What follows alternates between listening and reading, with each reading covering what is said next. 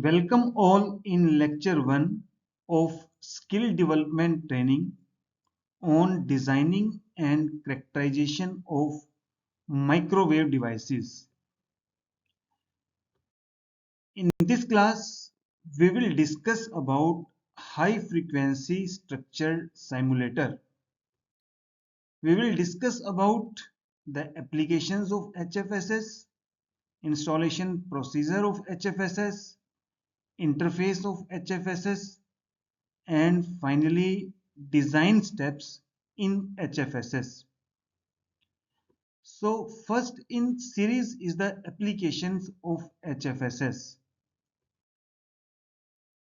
One of the applications of HFSS is to design and characterize various antennas like dipole antenna, parabolic antenna, loop antenna, patch antenna, and various another antennas. HFSS can also be used to design and characterize various microwave components like attenuator, magic T, directional coupler, circulator, etc. HFSS can also be used for designing and characterization of microwave filters. Next in the series is the installation procedure of HFSS. In order to install the HFSS, first we need to download the installer for HFSS. Now in order to download the installer of HFSS, we need to open the Google browser and type ANSYS HFSS.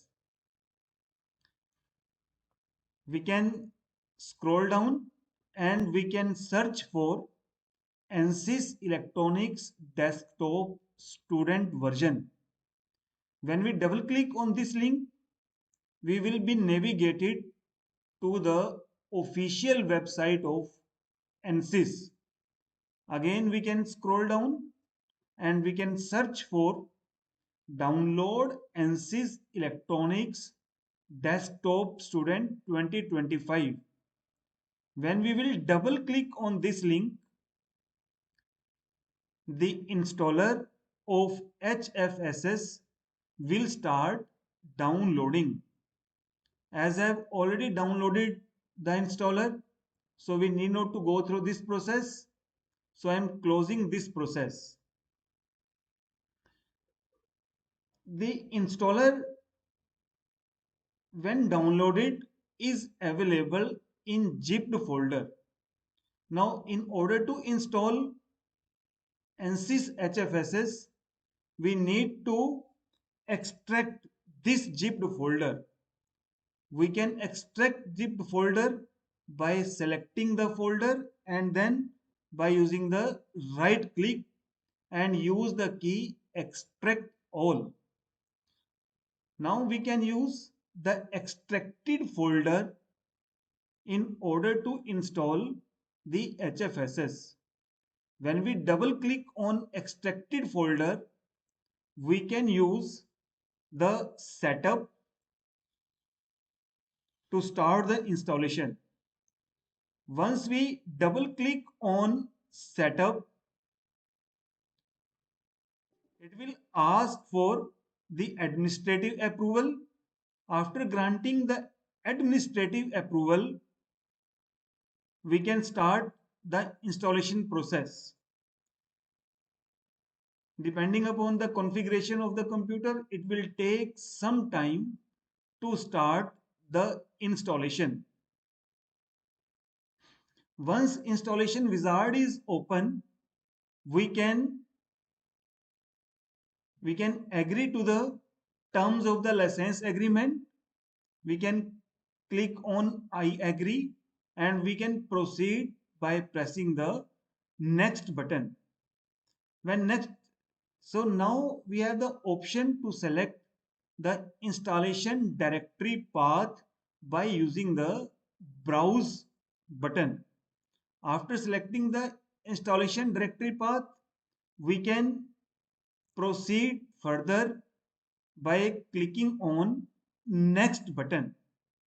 Now when we will click on next button, the installation of HFSS will start. Now as I have already installed the HFSS, so we can close this process. So once HFSS is installed, we need to search for ANSYS Electronics Desktop Student 2025 shortcut. So we can select this shortcut. Then we need to right click and use the button run as administrator. So again, it will ask for administrative approval. Once we click on this, the installation of ANSYS Electronics Desktop Student version is complete. Now, in order to design in HFSS, we can again select HFSS button in Electronics Desktop Student 2025 R2.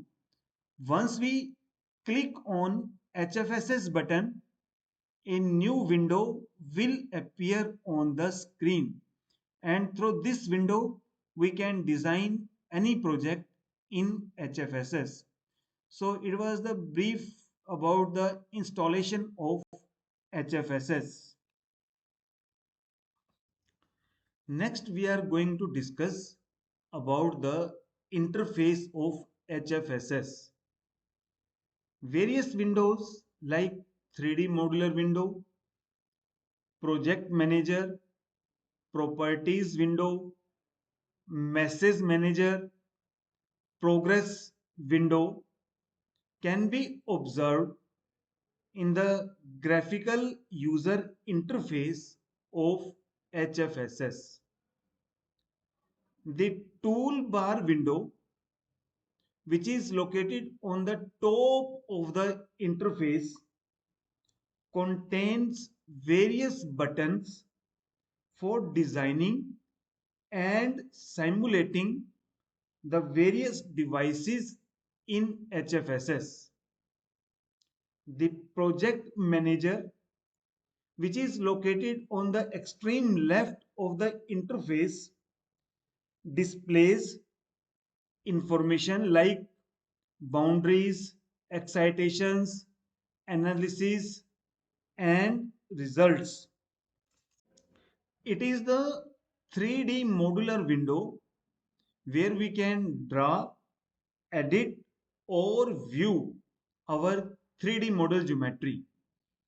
For example, let us take a very simple case, and we want to draw the box in this 3D model window. In order to draw the box, we can select the box button in toolbar window.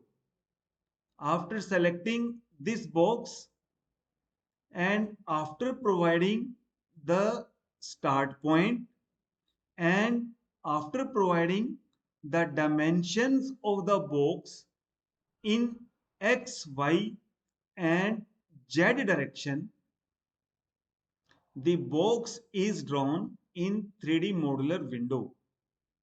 By selecting the object into the left part of this 3D modular window, we can edit the parameters of the object. For example, let us suppose we want to edit the parameters of this box. We can do that by selecting the box into the left of the 3D modular window. Then by using the property window, we can edit the name of the object, material of the object, color of the object, transparency of the object. Now, if we want to edit the dimensions of the object. We can do so by clicking on create box. For example, let us suppose we want to change the dimensions of the box in x, y or z direction, or even we want to change the starting position of the object. So we can click on create box whose dimension is to be changed. Then again by using the property window, we can change the position or dimensions in X, Y or Z direction. The message manager window displays the status update, errors and warnings related to design setup or during the simulation progress. The progress window can be used to monitor the progress of the simulation. Next, we will discuss about the design steps in HFSS. The very first step in designing using HFSS is to create the geometry of the device. We can use various draw buttons to draw various geometries. We can also use various Boolean operations like unite, subtract, intersect to form the complex shapes. Second step is to assign the material and boundaries to the created geometry. We can assign the material to the design structure by using the property window. We can also assign boundaries like finite conductivity to the conductors or defining the simulation space by using the radiation boundary. The third step is to define the ports of the structure. The ports are the places from where the power enters or exits the structure. Generally, we use either lumped port or wave port to define the places of excitation. The fourth step is to add analysis setup to the structure. The analysis setup specifies the frequency at which the structure will be analyzed. Frequency sweep is needed for broadband analysis of the structure.